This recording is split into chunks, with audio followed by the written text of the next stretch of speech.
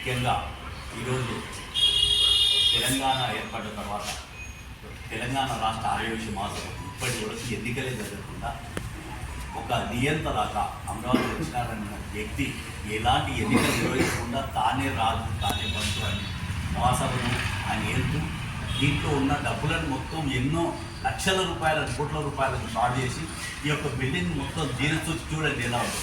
పెచ్చులు ఊరిపోయేటట్టు తయారు చేసి కనీసం సున్నం కూడా వేయకుండా కనీసం రిపేర్లు చేయకుండా దీన్ని మొత్తం నాశనం చేసి వ్యవస్థనే నాశనం చేసి పెట్టింది.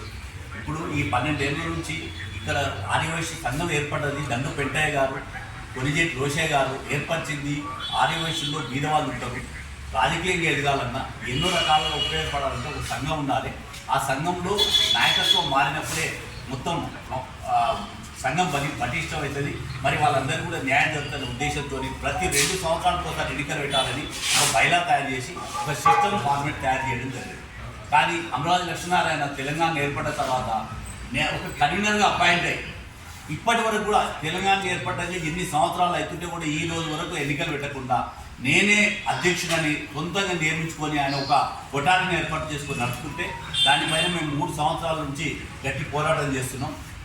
ఈరోజు మాకు సహకరించి రవి గారు కూడా కోర్టును ఆశ్రయించడం జరిగింది. మేము అహింసా పద్ధతితో పోరాడుతున్నాం. ఆగిరి వెంకటేష్ ఆగిరి రవి గారు కోర్టులో కేసేసారు.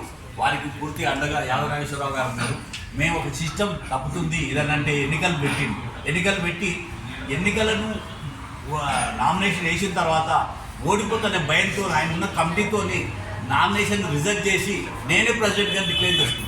దాని మీద కోర్టు కూడా గుట్టికాయలు వేసి నువ్వు ప్రెసిడెంట్ కాదు, నీ కమిటీని రద్దు చేస్తున్నావు, నువ్వు చెల్లదు, ఎన్నికలు జరపాలని గవర్నమెంట్కి సంబంధించిన కమిటీని అపాయింట్ చేసింది 24 ఫిబ్రవరి 2025. కానీ ఆయనకుండే అధికార బలంతో ఆ యొక్క గవర్నమెంట్ ఆఫీసర్స్ రానియకుండా 1 ఇయర్ నుంచి ఆపితే మళ్ళీ మనం కోర్టును ఆశ్రయిస్తే నిన్న మన కోర్టు నుంచి తీర్పు వచ్చింది. అడ్వకేట్ కమిషన్ గోపి హేమేంద్రనాథ్ అనే వ్యక్తిని అడ్వకేట్ కమిషన్ కోర్టు అపాయింట్ చేసి ఈ డేట్ నుండి 2 నెలల లోపల ఎన్నికలు జరపాలని తెలియజేసినందుకు మేము స్వాగతిస్తున్నాం.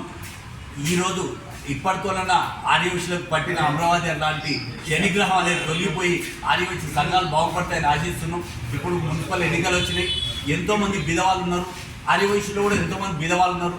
వాటిని సంఘపరంగా ఎన్నో రకాలు ఆదుకోవాల్సిన అవసరం ఉన్నప్పటికీ ఆయన స్వప్రయోజనాల కోసం ఆయన రియల్ ఎస్టేట్ ఆఫీస్ చేసుకొని ₹1 కూడా దీంట్లో వచ్చిన ఇన్కమ్ని మహాసభకు కానీ ఆర్యవైశ్యులకు కానీ ఖర్చు పెట్టకుండా ఎవరికి విద్యాపరంగా విద్యార్థులకు ఖర్చు పెట్టకుండా ఆయన సొంత ప్రయోజనాలు వాడుకుంటూ వచ్చిండు.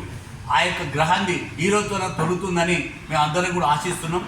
త్వరలోనే హేమేంద్రనాథ్ గారు మహాసభలో ఉన్న ఛార్జ్ తీసుకొని మరి సక్రమమైన పద్ధతిలో ఎక్కడికైతే ఆ ఎలక్షన్ ఆగిపోయిందో అక్కడి నుంచి ప్రారంభించి సిస్టమేటిక్గా ఎలక్షన్స్ నడిపి కొత్త అధ్యక్షుని ఎన్నుకోనికే మాకు రూట్ సమగం చేసి ఆర్యవైశ్యులు సంక్షేమానికి కృషి జరుగుతుందని మేము ఆశిస్తూ ఈ తీర్పు వచ్చినందుకు మేము తెలంగాణ ఆర్యవైశ్యులు అందరం తరఫున స్వాగతిస్తూ వారికి అభినందనలు తెలియజేస్తున్నాం.